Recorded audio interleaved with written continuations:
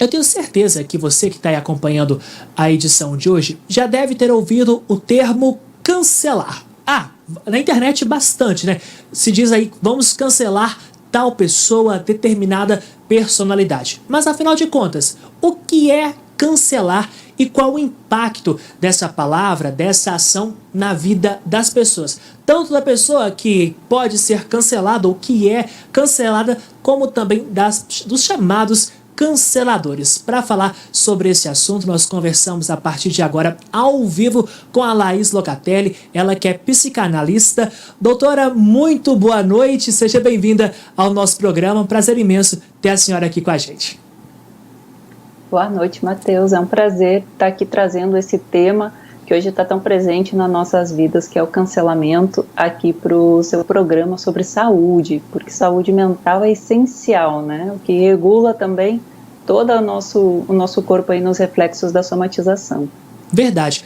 Doutora, antes da gente entrar em específico ao termo cancelamento, quando a gente tem um contato com alguém ali, essa pessoa acaba trazendo para a gente algumas palavras, algumas reflexões e até alguns apontamentos. Como que tudo isso impacta a vida da pessoa que está recebendo, em tese, apontamentos críticos, sem fundamentos, ou até mesmo partindo de, quem sabe, um achismo ou de uma ação tomada? É muito complexo falar dessa subjetividade, né, Matheus? Como isso vai repercutir dentro da pessoa. Depende das ferramentas que ela vai ter. Se vai ter mais defesas, se vai ter uma absorção maior. Né? Nós tendo casos extremos de isolamento das pessoas que se retiram completamente da internet, outros casos que nós temos de pessoas que entram em depressão. Nós vemos circular agora um vídeo do Nego do Borel, que depois de passar por um cancelamento, ele tem chorado, tem manifestado essa tristeza, esse profundo sentimento nas redes também, e outras simplesmente, como um camaleão, se transformam e se adaptam e se tornam outra coisa, um novo personagem, e seguem a vida, né, fazendo disso um negócio que muitas vezes se transformam em diferentes facetas de venda. A senhora tocou num ponto interessante, porque, por exemplo, lá no reality show, no Big Brother Brasil da Rede Globo, a Carol Conká acabou se tornando um personagem de toda a história do reality e ela acabou sendo cancelada aqui do lado de fora. Doutora, o que leva uma pessoa a ser cancelada?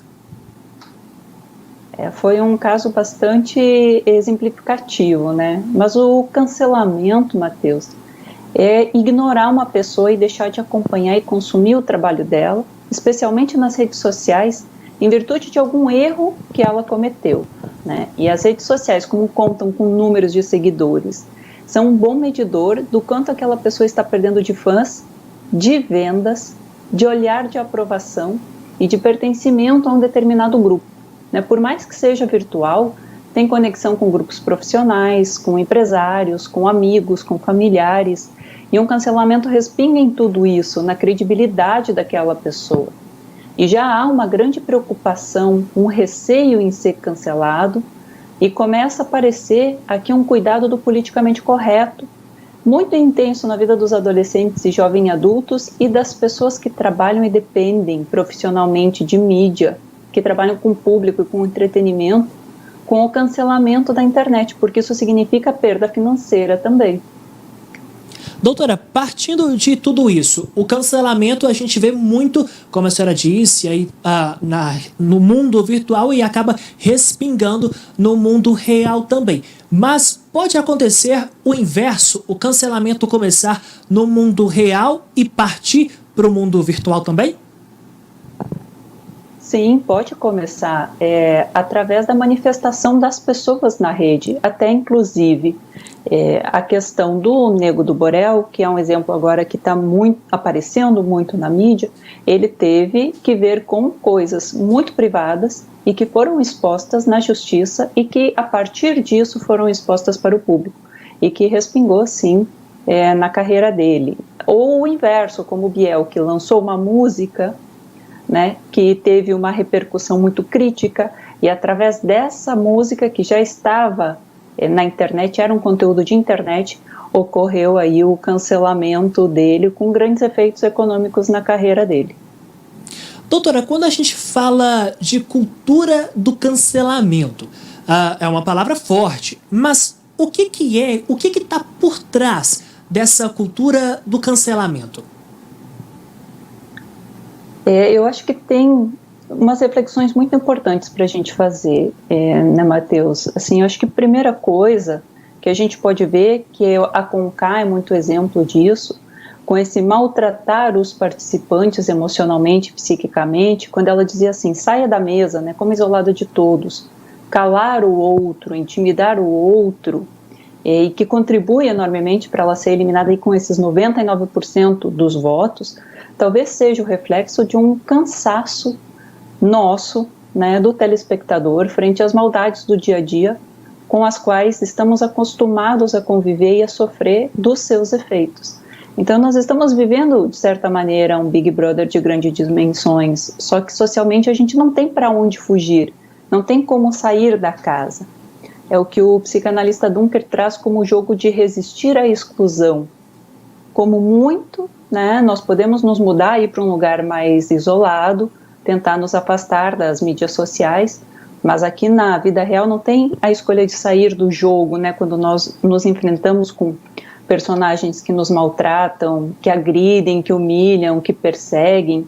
E às vezes nós saímos do ambiente de trabalho à base de um assédio moral, de uma sobrecarga de trabalho ou de uma relação ali tóxica, e vamos para casa onde vivemos com dose de maltrato psicológico, vamos para a escola, vivemos com o bullying e com o cyberbullying, e nós estamos cansados e não podemos eliminar quem causa esse mal, né? Quem atira esse sal nas nossas feridas, porque muitas vezes são o pai, a mãe, o chefe, o diretor, colega, pai do filho, mãe do filho, né? O par romântico numa relação que tenha uma violência psicológica ou outro tipo de violência. E nós não conseguimos sempre nos afastar desses vilões. Me parece que é uma certa dose de catarse poder eliminar e cancelar num programa de TV, né, essa Conká, que representa de uma forma bem concentrada aquele que nos faz sofrer. Doutora, partindo disso, pegando exemplos lá do reality show da Rede Globo, por exemplo, a ação toda da Carol, a gente viu que o jeito que ela transitava ali perante as pessoas, as ações dela. O cancelamento dela dentro do reality show acabou respingando na vida fora da casa também. Mas lá dentro ainda, quem está lá dentro também... por algumas ações e também por ações da Carol, estão sendo cancelados, como por exemplo o Projota, a Lumena e por aí vai. Isso também acontece na vida real. Por exemplo, a gente pode se recordar do caso do Whindersson Nunes com a Luísa Sonza, com o Vitão. Acabou tendo um cancelamento de pessoas terceiras pessoas de ações. Doutora, como que os terceiros, digamos assim, se devem comportar perante uma ação de cancelamento de uma pessoa próxima que acaba respingando nessas pessoas também? Normalmente o que acontece é que não vê chegar até que chegou, né? Não há uma preparação, porque se houver uma preparação psíquica, as pessoas costumam se afastar, né? E isso é muito comum, são poucas as pessoas que participam daquilo como um ponto de apoio. Ainda mais agora que nós estamos vivendo uma época muito narcisista, do eu, né, o meu amor próprio, eu primeiro, e isso é muito estimulado, né, primeiro guardar a si, amar a si, etc. Mas eu recordo do que você me fala com uma frase do Pondé, do filósofo Pondé, que ele diz uma coisa muito importante para a gente entender, que é o colocar a sua própria vida à venda nas redes sociais ou nesses programas de reality show, ou de uma maneira muito explícita na mídia, porque é uma opção por uma exposição, por essa exposição muito maior, inclusive uma exposição muito maior dos próprios erros, né? Porque aquela vida que está altamente exposta, ela se torna um objeto, incluído um objeto de cancelamento, porque ele pode ser eliminado, ele se torna uma coisa, né? se coisifica, o valor desses personagens vai depender do que os outros acham dele. Isso o Big Brother deixa muito explícito, né? Aquelas vidas ali estão altamente expostas por uma decisão desses participantes, dos seus acertos e dos seus erros também. Doutora, partindo disso, a gente vê cancelamentos acontecendo em reality show, tudo isso que a gente está conversando aqui. Mas, por exemplo, pode acontecer cancelamento em um grupo específico, algo mais fechado, algo mais interno, que não propague aí nas redes sociais? Eu acho que esse é o nosso velho conhecido bullying, né? Muitas vezes, que você traz um tema, aponta um erro ou uma desqualificação do outro e o exclui completamente. Ou através da humilhação, para que ele se retire e, de certa maneira, ele não pertence mais. Meio ambiente de trabalho, isso acontece muito, e as causas podem ser múltiplas, pode ser pela competição, pode ser pelo ciúme, pode ser uma inveja, pode ser por uma intolerância a alguma indiferença. A diferença pode ser porque simplesmente aquela personalidade é diferente e não encaixa, né? Então nós temos visto aqui muito na clínica chegar todos os tipos de sofrimento em decorrência dessa causa.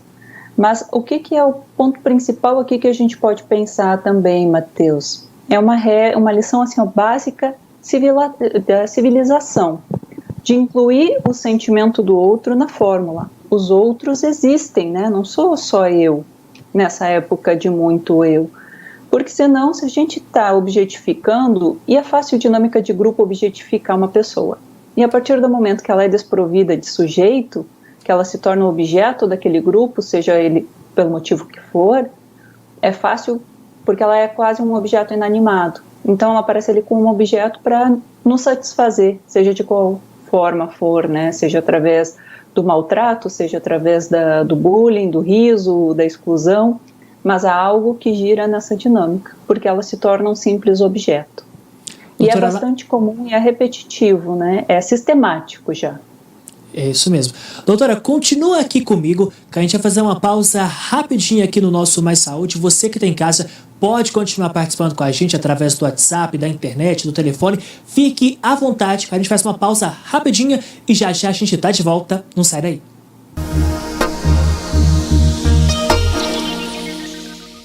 Estamos de volta ao vivo com o programa Mais Saúde. Você que está em casa, continue participando com a gente através do WhatsApp 999474515 3821-4488. Fique à vontade. Os nossos canais de comunicação estão aparecendo aqui na sua tela.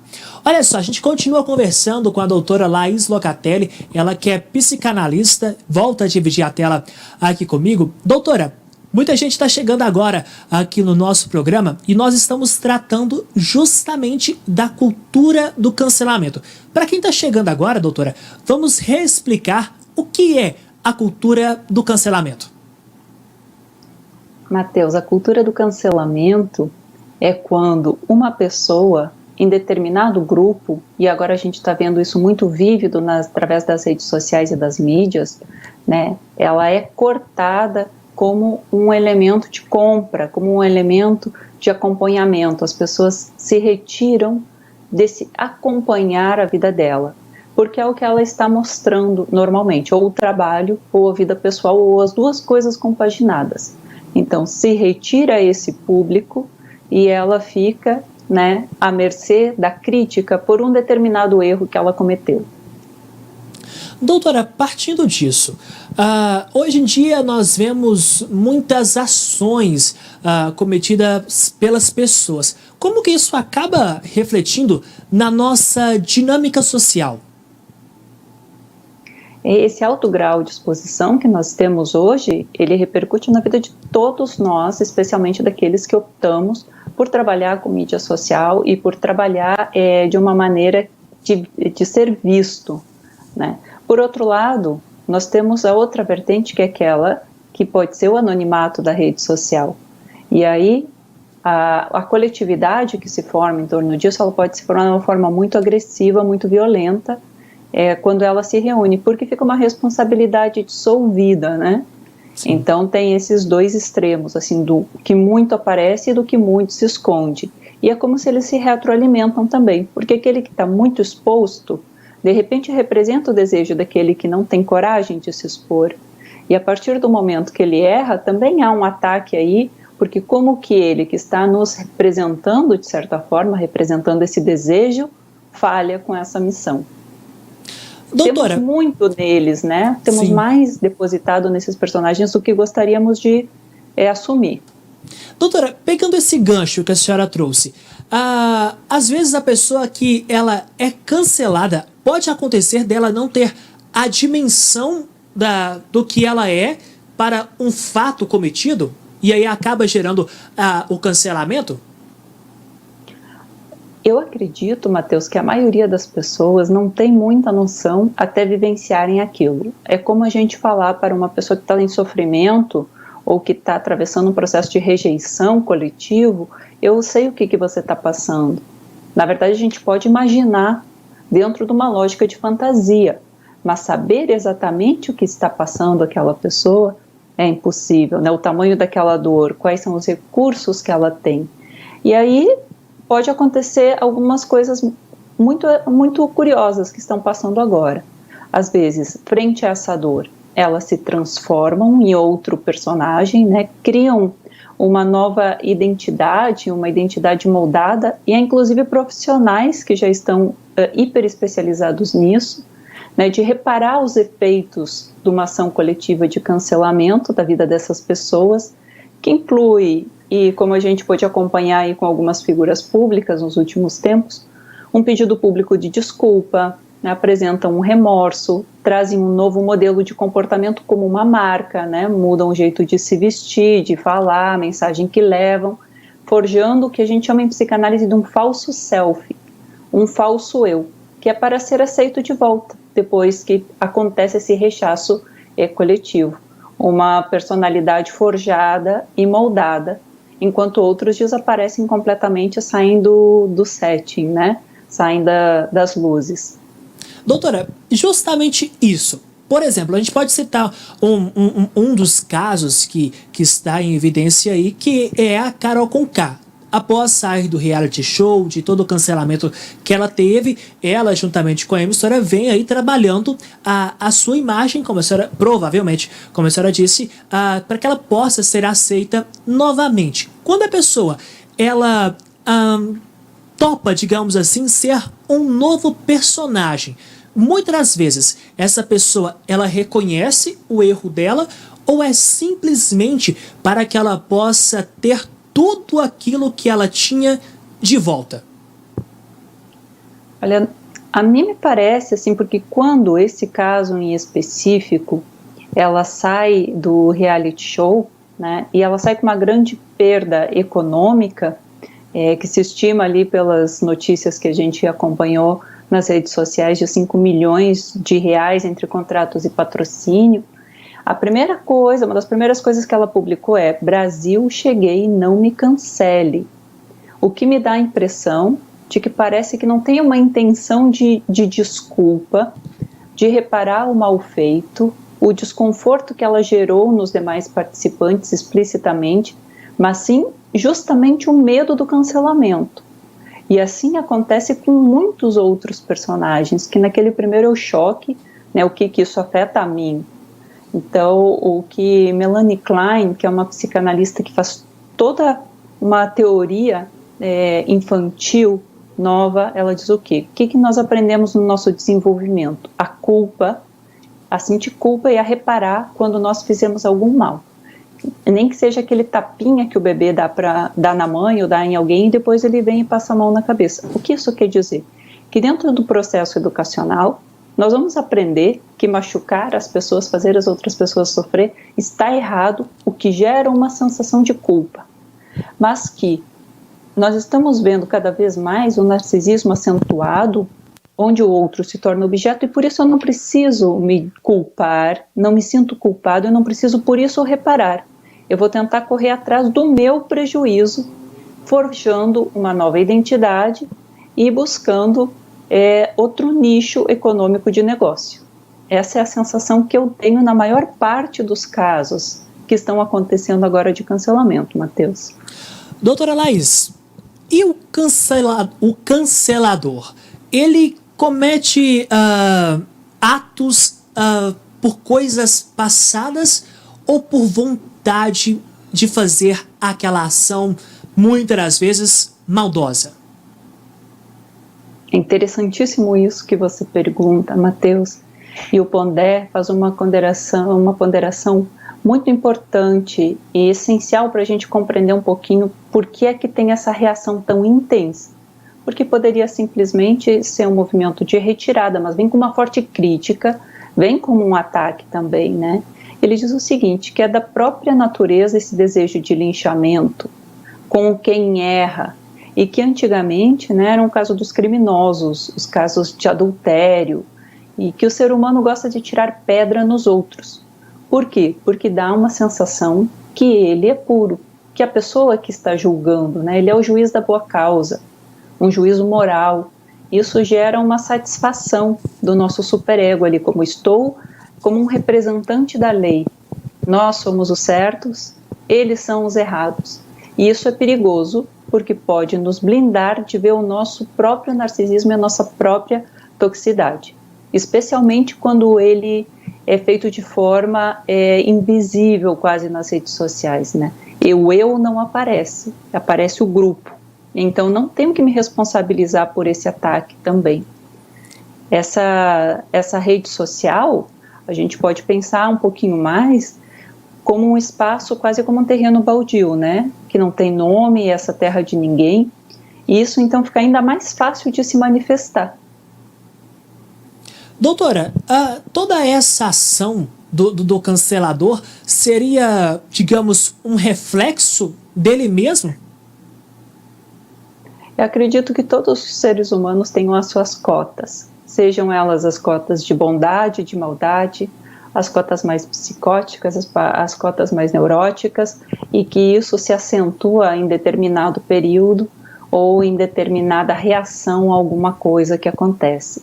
Então, colocar o outro como algo, o ser maldoso, ele o mal e eu e o bom, nos exime, né, de reflexionar que isso também existe em nós, mas que nós optamos por não atuar dessa maneira, por exemplo, como a Carol Conká, de uma maneira tão intensa nesse outro.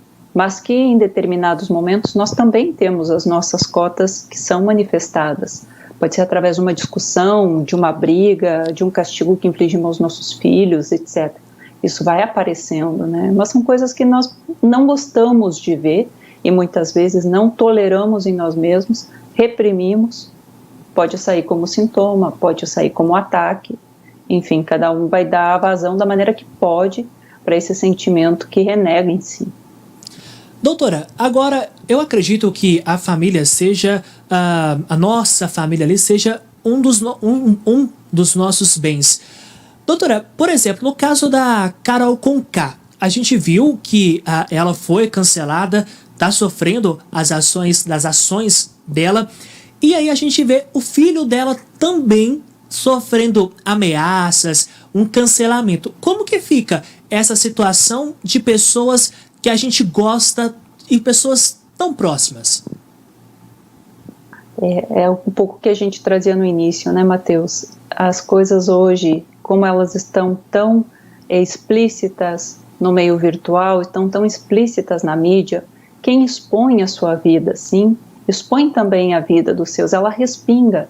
Ela vai respingar no trabalho, ela vai respingar na família, nos amigos, às vezes num apoio político que deu, esse político é desvalorizado, ou seja, nós estamos todos interligados e interconectados, né? Como que nós vamos preservar as pessoas que estão ao nosso lado? Talvez não se expondo tanto, porque quando tem uma reação coletiva assim, como se controla? Né? Talvez tirar eles do foco, tentar preservar mais essas imagens, mas é muito delicado, assim, porque a lei ainda não está acompanhando essas coisas, o jurídico não está acompanhando, porque a questão da internet vai muito rápido, a tecnologia anda mais rápido do que a nossa regulação como seres humanos e a nossa regulação como seres sujeitos à lei também. Doutora, quando a gente fala sobre cancelamento, o cancelamento ele é algo totalmente negativo ou a pessoa pode encontrar questões positivas disso?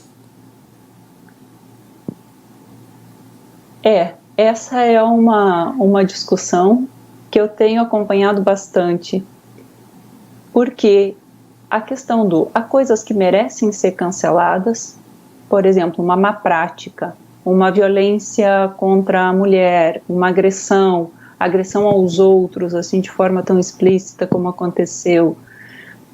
Tirar esse apoio, tirar esse público é uma maneira de dizer: nós não aceitamos mais isso, nós não vamos colaborar com isso, nós não vamos ovacionar quem fez isso. E também me parece ser a manifestação desse direito de dizer concordo e não concordo. Por outro lado, a gente pode pensar, isso é muito agressivo, porque essa pessoa também está sofrendo, ela fez sofrer e nós a estamos fazendo sofrer. Sim, mas é um pouco como a consequência dessa hiperexposição, que foi contratual na maior parte dos casos, né? No caso de uma figura pública, isso faz parte do pacote. Agora é lógico, como diz a Maria Homem, quem que não gostaria de ter uma varinha mágica, né, que fizesse desaparecer tudo aquilo que nos causa dor? Desligar o volume, não ouvir mais o que esse outro está falando, ou gritar mais alto, né, quando acontecem os ataques, aí, as críticas muito ferozes. Isso também são instrumentos de dizer não, de mostrar um limite que é o nosso limite.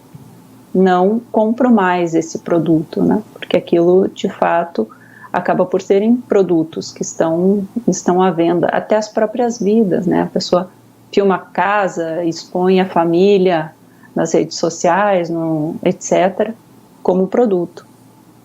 Doutora, sabendo justamente desse limite, o que a gente pode esperar dos próximos dias, dos próximos meses, dos próximos anos?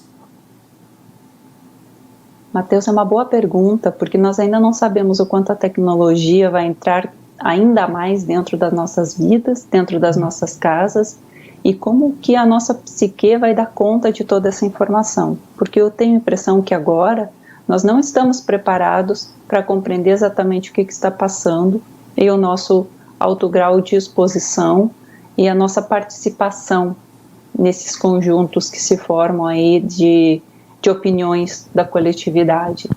Então, vamos aguardar e ter uma percepção mais apurada conforme vão acontecendo.